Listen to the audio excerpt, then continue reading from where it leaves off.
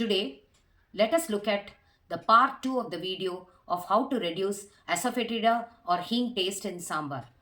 If you have missed watching part 1 of this video, then the link is available in the comment section below or the I button above. Take a pan, add some tamarind water, put salt and other masalas, add a piece of jaggery also to it. Now cook it nicely on slow fire. Now add the sambar with the extra hing taste to this mixture. Cook everything on slow fire and after that season it. You will find that the extra hing taste is being pulled and adjusted by the acidic taste of the tamarind juice. In the place of tamarind juice, you could also use lemon juice.